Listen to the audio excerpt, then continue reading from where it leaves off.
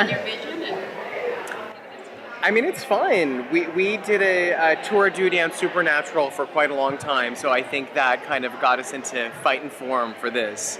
It's always intimidating to take the reins from someone else. Especially somebody like Yeah, Monica. Monica's a very good friend of ours. We adore her. She's so smart. She's so talented. So we wanted to do right by her, and we wanted to do right by Charlene, and just do right by the fans. So it's been daunting, but it's been fun. And we've been up for the challenge, and I think the fans are going to like what we have to offer for season 2. And we just saw the new casting news. Can Yeah. you talk about how you're going to incorporate those characters in?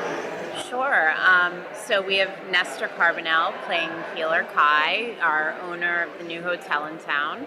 And we have Jamie Ray Newman playing Patience, his wife. And we're so excited. First of all, they're amazingly talented and gorgeous and fabulous, but they've also worked together. So they were on Bates Motel, and they have this amazing dynamic, and they play the characters really interesting and mysterious, and it's just so fun to have them go up against the Midnighters, trying to figure out what they're up to and what they're going to do to our town. And do you want to talk about Josh? Yeah, I mean, Josh has been a great addition. As Nicole had said in the panel, he's our resident gay demon hunter, cowboy. And If we needed more descriptive words for a character. And, he's going to have this connection with Joe, and they're going to nurture a kinship because Joe is an angel who was bred to kill demons and hunt humans, and we're going to find out because of Walker's backstory that he has a vendetta against demons. So there's a point of commonality between them, and in connecting, well, let's just say they connect on more than one level as a result of that. You should be worried. I would be worried. Look at him. He's adorable.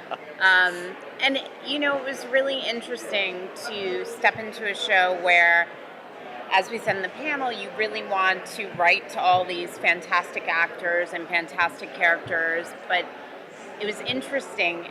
Season 1, a lot of the bad guys were wrapped up, killed, sent packing, and so it gave us room to come up with Jamie's character and Nestor's character and Josh's character and kind of crazy, go big or go home.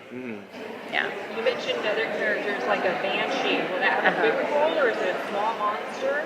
It's a smaller role, but we just wanted to try and expand the universe a little. So, brainstorming Supernaturals, we were like, banshees need to have their moment on Midnight Texas.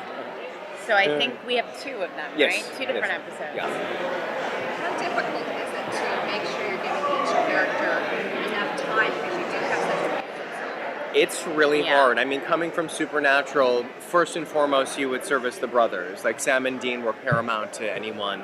So with this show, it is an ensemble cast, so you want to do right by everybody, and you want to give everybody those character moments and those relationship moments where they can grow and breathe and learn and evolve. So it really is a challenging balancing act to incorporate everybody's storyline in One episode. In 42 sure, minutes yeah. and 15 seconds. It's tough. Yeah. But we've managed to do it so far, but it is challenging. So, having a show with so many dissimilar elements, how do you stay on course? How do you weave all those elements together so well?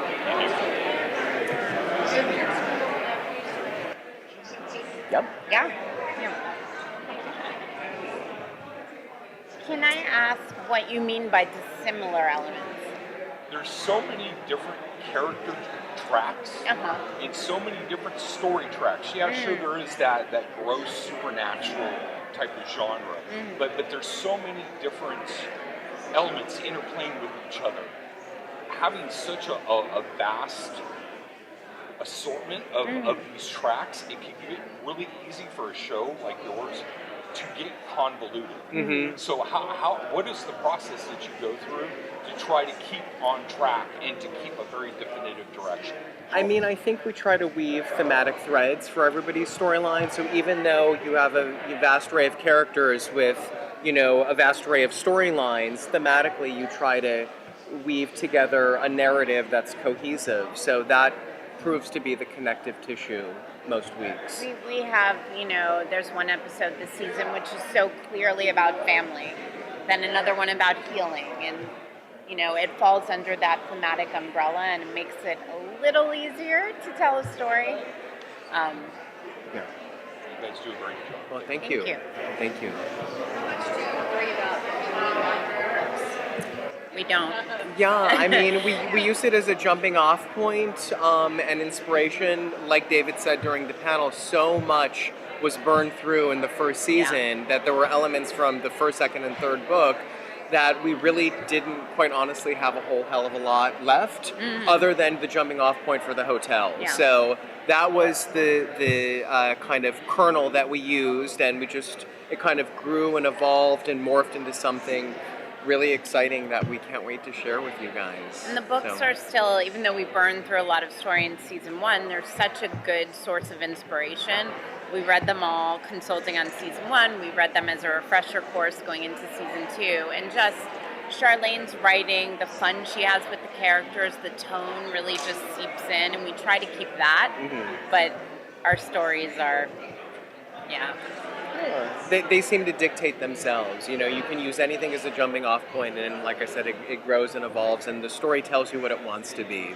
So, I was really curious because I'm a big fan of Charlene's. I ran the big True Blood fan site too. I was really curious, given that it's done with books. Yeah. You guys are going to do. Plus, we averted the apocalypse. Right. And our big cliffhanger is there's a new hotel. right. So, how scared should we be of this hotel? Well, we just told someone recently, we learned working on Supernatural, we came on season 6. The end of season 5 was the apocalypse. And we're like, but there's a season 6 of this show? Okay. And it's now going into season 15. So there's life after the apocalypse. And we just tried really hard with our writers, and I think we were successful of how do you make it bigger and scarier. And one of our mandates this season was to be sexier and racier, and that Soapier, helped more too. salacious. Yeah. And we're dealing with a different kind of apocalypse Yeah. this season. So, It's pretty crazy. yeah. We're going to have to grab you guys. Thank you. Thanks, Thank you guys so Thank you. much. Appreciate it. You did this